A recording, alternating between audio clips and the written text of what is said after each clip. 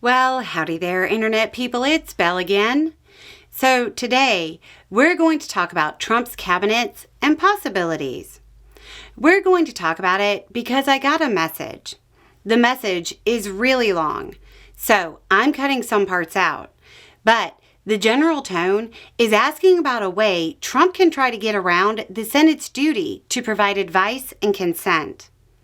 It says, quote, "While I don't imagine you'll actually answer this question, y'all must get tons of questions, there's a slim chance. So, my thinking is the nominations which are currently so contentious are, well, deeply unsuitable. So much so that even Mitch McConnell is fighting against one of them publicly. But Trump isn't someone who likes to be told no.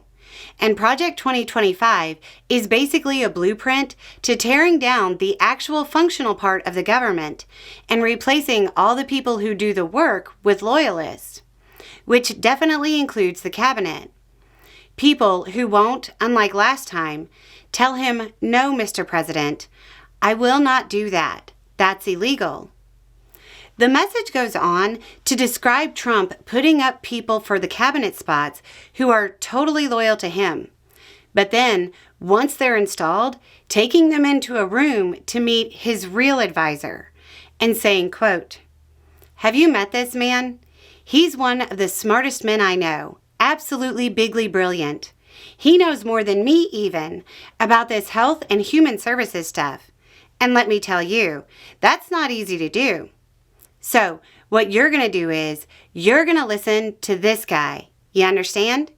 You're going to listen to him real good with bigly ears. And you're going to do what he says. Got it?" I have to admit, that's a pretty good imaginary Trump statement. Then the message goes on to question, quote, "Maybe I'm wrong, but what exactly, if anything, is stopping Trump from forming a shadow cabinet out of the rejected picks and putting absolute know-nothing toadies into those posts and just effectively installing his actual choice with a middleman between the actual pick and the desk? And if he does and gets away with it, would that not constitute a severe erosion of Congress's advice and consent power?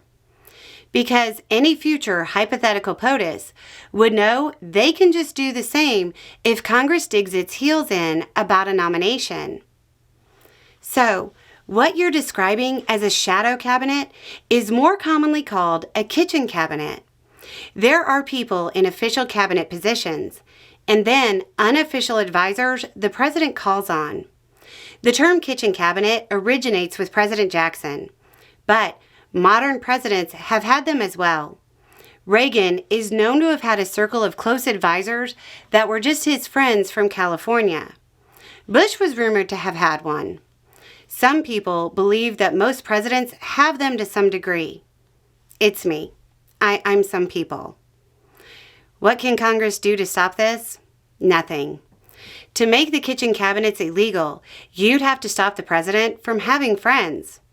The unofficial nature of the relationship stops Congress from intervening. Generally, it's been the cabinet members themselves that limit the behavior. But that might not happen with Trump. This might sound scary, but I do have a bit of a silver lining about why I'm not particularly worried about this. It's Trump. Trump doesn't actually take advice very well, even if he sets up 2 sets of advisors. So what? He now has 2 sets of people to ignore. Your worry with Trump is that he overrides the actual experts further down the line. Trump's leadership style that requires total obedience kind of waters down the power of cabinet positions and undermines the reason for having them. Anyway, it's just a thought. Y'all have a good day.